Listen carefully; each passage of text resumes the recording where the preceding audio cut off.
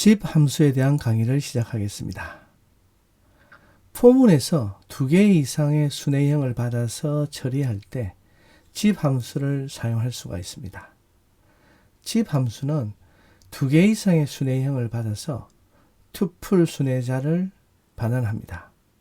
여기 화면에 보면요, 집 안에 있는 전달인자의 앞에 별표가 있죠. 이것은 불특정 닥수, 즉 0개부터 해서 n개의 순회형을 받을 수 있다. 이런 표입니다. 별표는요. 그렇게 해서 이렇게 별표를 사용하는데요. 이것에 대해서는 나중에 우리 함수를 다룰 때 좀 더 자세히 설명할 겁니다. 그래서 지금은 뭐 이렇게 별표가 중요한 게 아니라 집 함수는 여러 개의 값, 특히 2개 이상을 주로 받아서 쓴다. 이렇게만 기억하면 되고요. 이때 이제 규칙을 보면요. i번째 투플은 이제 각 순회형의 i번째 객체를 담고 있습니다. 제가 투플이라는 말을 썼는데 그 이유가 방금 설명드렸듯이 이제 투플 순회자를 반환하죠, 집함수가. 그래서 제가 투플이라는 용어를 사용했습니다. 그래서 i번째 투플은 각 순회형의 i번째 객체를 담고 있고요. 만약 전달인자가 하나면요, 한 개의 객체만 가지고 있는 투플 순회자를 반환합니다. 그리고 만약 전달인자가 없으면은, 즉 0개면은 빈 순회자를 반환하게 되겠죠. 그리고 순회형 전달인자 중에서 가장 길이가 짧은 전달인자의 객체가 전부 사용되고 나면요, 순회자는 멈춥니다.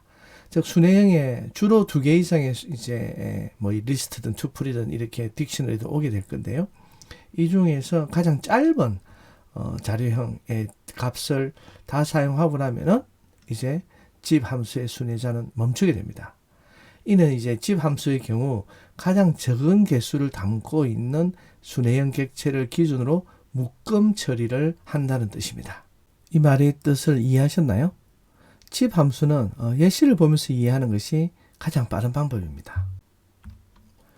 여기 화면의 예시는요, 집 함수를 사용해서 길이가 각기 다른 순회형 객체 3개를 갖다가 집 함수로 묶어 처리하는 것을 보여주는데요. 여기 보면은 변수 x에는 투플이죠. 문자열 투플, 즉 길이가 3개인 투플을 할당했고요. 변수 y는 리스트입니다. 길이가 4인 리스트를 반환을 했죠. 그리고 z는 길이가 5인 문자열입니다. 이렇게 각각 길이가 다릅니다. 그리고 하나는 투플, 하나는 리스트, 하나는 문자열. 이렇게 3개의 다른 종류의 순회형을 일단 우리가 예시로 사용하겠습니다. 집 함수의 전달인자로 이 3개의 순회형을 이제 넣었죠. x, y, z 이렇게 넣고 그 결과를 k에다가 이렇게 담았습니다. 즉 k가 이렇게 집 함수를 사용한 결과를 가지고 있는데요. 그럼 k의 자료형이 뭘지 우리가 이렇게 타입을 써서 한번 확인을 해볼까요? 이렇게 확인을 해본 결과 집입니다. 즉 집 객체를 가지고 있는 거죠. 즉 집 순회자를 가지고 있습니다. 그리고 그러면 만약에 이게 프린트문을 써서 이 K를 출력을 해볼까요? 출력을 이렇게 하더라도 여전히 집이라는 순회자 객체를 갖다가 반환한 그 값이라는 것을 확인을 할 수가 있겠습니다.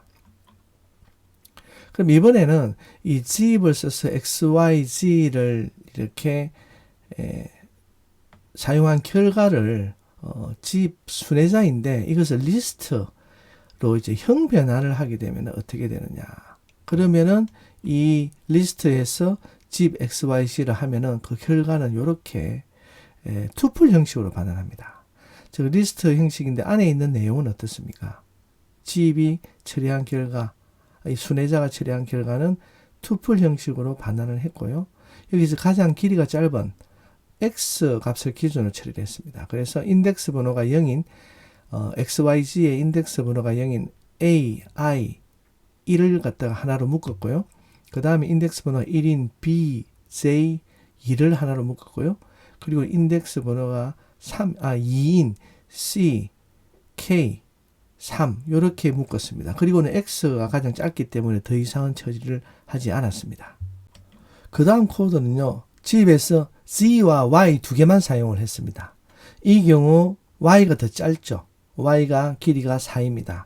그렇게 해서 이번에는 투풀로 이제 형 변환을 이제 시도한 건데요. 이건 역시 이제 결과를 보면은 투풀로 나오지만은 그 안에 있는 값들은 역시 마찬가지로 투풀 형식입니다. 즉, 집 함수는 투풀 형식으로 반환합니다. 그리고 여기에는 이제 g와 y를 묶었는데요. 보시면은 g의 0번 인덱스에 1하고 y의 0번 인덱스에 i가 이렇게 묶였고요. 그 다음에는 2와 j, 그리고는 세 번째, 즉 인덱스 번호 2와 2인 그 g의 3과 k가 묶였고요. 그리고는 인덱스 번호가 3인, 즉 네 번째인 g의 4와 l이 묶인 후에 멈췄습니다. 그 이유는 이 y와 z 중에서 길이가 짧은 y가 4개이기 때문에 요 4개만 처리하고 멈췄습니다. 요 예만 보시면은 뭐 대충 집을 어떻게 사용하는지 충분히 이해를 좀 했을 거라고 믿습니다. 그러면 조금 더 나아갔어요. 여기 이제 방금 우리가 이제 집을 썼을 때 집을 이제 우리가 형 변환자를 사용하지 않고 포문에 이렇게 넣었을 때 그 결과를 이렇게 한번 출력을 해보면요. 우리 앞서 말했듯이 집 함수는 투표 형식으로 반환한다 했죠. 그렇기 때문에 이렇게 세 개의 값을 집을 하면은 가장 짧은 x 변수에 있는 세 개, 요거의 기준으로 해서 이렇게 하나씩 순서대로 묶어서 딱 세 개만 처리했습니다. 그리고 아까 우리가 이미 봤죠. 집 자체가 반환하는 객체의 자료형은 우리가 뭐라고 했습니까? 집 순회자라 했죠. 그러면은 이 집 함수를 포문에 썼을 때 요 t가 가지고 있는 건 뭘까요? 왼쪽에 보면 답이 나와 있죠. 투풀 형식이라 했죠. 그죠? 그래서 집 함수가 반환한 t의 값을 이렇게 자료형으로 확인을 해보면요. 결국은 이제 이것은 투풀이다. 즉, 집 함수가 반환한 집 순회자는 사실상 투풀 형식이다. 이렇게 보면 됩니다. 결국 요 집 함수의 반환자인 집 순회자는 안에는 이렇게 포문을 해서 각자의 값을 하나씩 꺼내 왔을 때 이것은 투플 형식으로 되어 있다는 것을 다시 한번 확인해 주는 코드라고 보시면 되겠습니다. 이번에는 우리가 지난번에 배웠던 시퀀스 언패킹 연산자 있죠. 별표. 이것을 사용해서 묶은 것을 반대로 풀 수가 있습니다. 이 별표는 패킹 연산자로 사용을 했고요.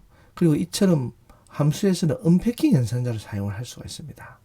패킹 연산자로 사용할 때는 좌변에 2개 이상의 변수가 있을 때 우변에 여러 개의 변수 중에서 나머지를 이 별표 앞에 있는 변수에다가 패킹을 했죠. 근데 이번에는 이걸 집 함수 안에서 요 k라는 변수, k는 뭡니까? k는 리스트죠. 리스트고 그 안에 3개의 투플 값을 가지고 있습니다.